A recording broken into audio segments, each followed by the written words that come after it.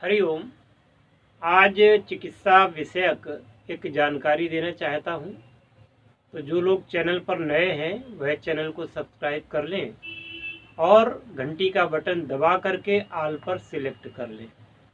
इससे आपको नोटिफिकेशन मिलता रहेगा और जैसे ही नया वीडियो अपलोड किया जाएगा आपके पास सूचना पहुंच जाएगी। तो आज हम आपके सामने बात कर रहे हैं कि दांतों के रोग कैसे पैदा होते हैं और दांतों के रोगों की देखभाल और उन रोगों को ठीक करने की जानकारी तथा दांतों के संबंध में कुछ विशिष्ट जानकारी भी देंगे। प्रिय बंधुओं, ये जो दांत हैं आपके शरीर में, ये प्रकृति का अनुपम उपहार हैं और जब तक आपके मुंह में ये दांत हैं तब तक आप जवान हैं। दांत नहीं, जवानी खत्म। क्यों कह रहा हूं ऐसा मैं? क्योंकि दांत जब तक आपके मुंह के भीतर हैं तब तक आपका चेहरा सुंदर लगता है। दांत निकल जाते हैं तो ये दोनों मसूड़े आपस में जब मिल जाते हैं तो यहाँ पे मतलब चेहरा वैसे भी खराब लगने लगता है, पिचक सा जाता है और अजीब टाइप का हो जाता है। इसलिए बहुत सारे लोग जिनके दांत गिर जाते हैं वह लोग नकली दांत लगवा लेते हैं। आजकल तो ऐसे भी दांत लगने लगे हैं जो कि बिल्कुल असली दांतों की तरह जमा दिए जाते हैं और जीवन भर कभी वो शरीर से अलग नहीं होते। खैर, जो प्राकृतिक दांत हैं मैं उनकी बात अभी कर रहा हूँ कि प्राकृतिक दांतों की देखभाल कैसे करें, रोगों से कैसे बचाएं। आपको बता दें कि दांतों के लिए एक विटामिन है जो सबसे अच्छी विटामिन कही जाती है। इसको विटामिन सी कहते हैं। विटामिन सी के अभाव में दांतों में स्कर्वी नामक रोग पैदा होता है। स्कर्वी में दांतों से मवाद आना, दांतों का सूज जाना, मसूड़ों का सूज जाना, ये एक समस्या पैदा हो जाती है, खून निकलना। तो जो लोग नियमित रूप से आंवले का सेवन करते हैं या नींबू का सेवन करते हैं विटामिन सी के रूप में, तो उनको हमेशा उनके दांत स्वच्छ रहेंगे, उनके दांत हमेशा स्वस्थ रहेंगे। दांतों को साफ करने के लिए आप नीम की दातून कर सकते हैं, लटजीरे की दातून कर सकते हैं, बबूल की दातून कर सकते हैं, मौलसरी की दातून कर सकते हैं। ये जितने भी हमने बताए हैं इनमें से किसी एक की दातून आपके लिए उचित रहेगी। और अगर आपके पास में आप शहरों में रहते हैं और वहाँ पर ये दातून आपको नहीं मिल पाती है, तब क्या करेंगे?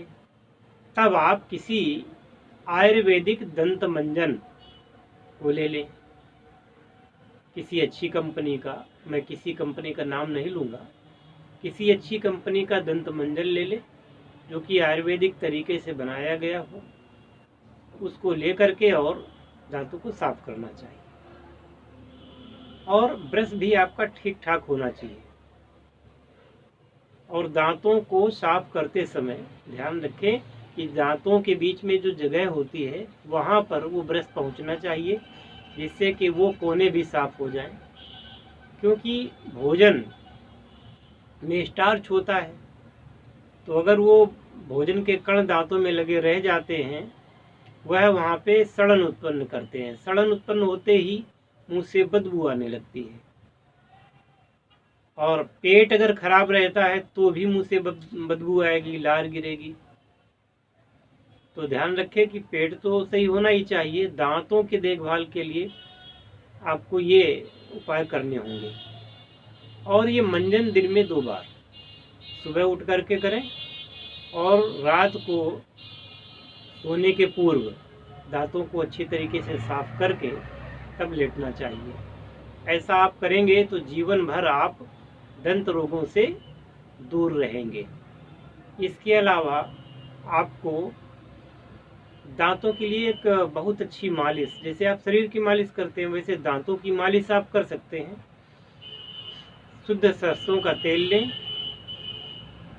उस तेल में थोड़ा सा सेंधा नमक मिला लें और मंजन करने के पश्चात दांतों पर और मसूड़ों पर खूब ढंग से अप्लाई करें मुंह में 4-5 मिनट तक। यह करने से रहे से कीटाणु भी खत्म हो जाएंगे, मसूड़ों की मसाज हो जाएगी। जिस चीज को आप स्वस्थ रखना चाहते हैं उस चीज को टहलाना आवश्यक है। तो दांतों की आप देखभाल करें, क्योंकि ये दांत जो प्रकृति प्रदत्त हैं ये 2 बार ही उगते हैं। एक बार तो जन्म के पश्चात 5-6 महीने बाद शुरू होते हैं और फिर ये 10-12 साल तक 15 साल तक रहते हैं, लेकिन आगे के दांत धीरे धीरे झड़ जाते हैं और नए उगाते हैं। दाढ़ें कुछ ये बाद में गिरती हैं, फिर बाद में ये जो दाढ़ें आती हैं वो तो एक ही बार में आती हैं। तो अब ये अगर आपके ये वाले दांत कहीं गिर गए फिर तो कोई तरीका ही नहीं है उगाने का।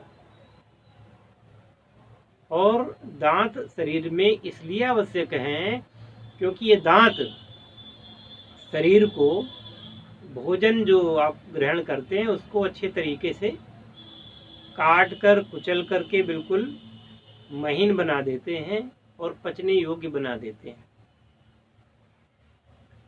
दांतों से कुचलते समय भोजन को आपके मुंह के जो ग्रंथियां हैं, लार ग्रंथियां, वो ग्रंथियां लालास्राव करती हैं, यानी लार को उत्पन्न करती हैं ज़्यादा मात्रा में, और उस लार के माध्यम से वो भोजन जब भीतर जाता है तो वो ठीक ढंग से पचता है। तो हमारे शिक्षक कहा करते थे कि एक कौर भोजन को कम से कम 32 बार तो चबाना ही चाहिए। अब आप लोगों को जल्दी रहती है कि जल्दी जल्दी 2-4 मिनट में आप पूरा भोजन करके और सीधे काम पे चल लेते हैं। इतनी जल्दी किस बात की? कोई कुछ कहता रहे, कहने दीजिए। स्वस्थ आपको रहना है, तो जब स्वस्थ आपको रहना है तो आप भोजन को अच्छे तरीके से इत्मीनान के साथ करें और भोजन को प्रणाम करके, भोजन के मंत्रों को कह करके इसके पश्चात ही भोजन करना चाहिए। इसके बाद में जब आप भोजन कर चुके हैं तब फिर कुल्ला करना चाहिए। कम से कम 11 बार कुल्ला करने का विधान है। इसे संस्कृत में गंडूस कहते हैं, वो कर लेना चाहिए। जब आप बीमार पड़ते हैं और डॉक्टर के पास जाते हैं, डॉक्टर जब जो कुछ कहता है वो आप बड़े गौर से करते हैं, परंतु आप ये नहीं सोचते हैं कि डॉक्टर के पास ना जाना पड़े। ऐसा कुछ हम करें तो इन नियमों को आज से करना शुरू कर दीजिए। उचित देखभाल होती रहेगी तो दांत आपके जल्दी नहीं जाएंगे, और जब तक ये दांत हैं तब तक पाचन आपका सही तरीके से होगा। तो जब तक पाचन सही तरीके से हो रहा है तब तक जवानी जा नहीं सकती, बुढ़ापा आ नहीं सकता, क्योंकि शरीर को जो आवश्यक पोषक तत्व मिलने हैं वह तो अच्छे तरीके से चबाए खाए हुए ही भोजन के द्वारा मिलने हैं।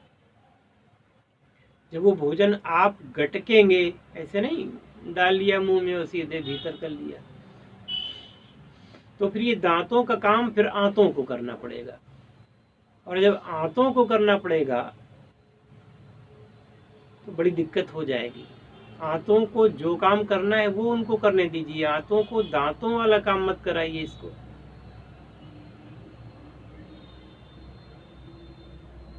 तो आप स्वस्थ रहेंगे और आपके दांत बने रहेंगे। एक क्रिया मैं और बताता हूँ, हालांकि मैं कई बार बता चुका हूँ आप लोगों को, कि जब आप शौच क्रिया के लिए जाएं,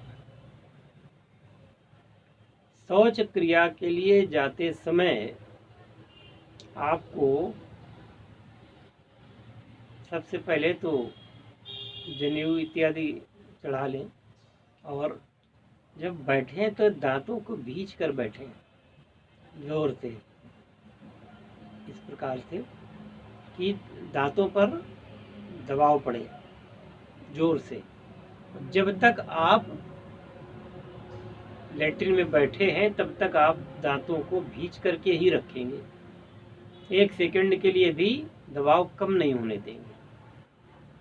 ये एक प्राचीन उपाय है, आयुर्वेद के ग्रंथों में बताया गया है कि इस प्रकार करने से आपके दांत आजीवन स्वस्थ रहेंगे और शरीर में रहेंगे, ये दांत आपके गिरेंगे नहीं।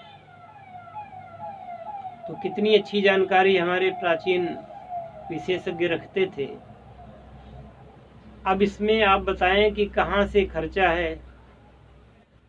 अगर देखभाल करके दांतों को ज़्यादा दिनों तक रखा जा सकता है, आयुर्वेद शास्त्री उसने तो ये तक कहा है कि मरते समय भी चिता पर भी 32 के 32 दांत रहेंगे। अब इससे बढ़िया और क्या बात हो सकती है कि चाहे आपकी उम्र 125 वर्ष हो, उस समय भी अगर आप मरेंगे तो भी आपके सारे दांत आपके मुंह में मौजूद होंगे। तो इस जानकारी से लाभ उठाएं और अपने दांतों को हमेशा के लिए सुरक्षित कर लें। यथासंभव कभी दांतों में कोई रोग हो ही जाता है। पहली बात तो अगर आप विटामिन सी का प्रयोग करते रहेंगे तो दांतों के रोग आपसे दूर रहेंगे, सफाई करते रहेंगे तो दांतों के रोग आपसे दूर रहेंगे। फिर भी यदि कोई रोग हो ही जाता है, मान लीजिए किसी असावधानी बस,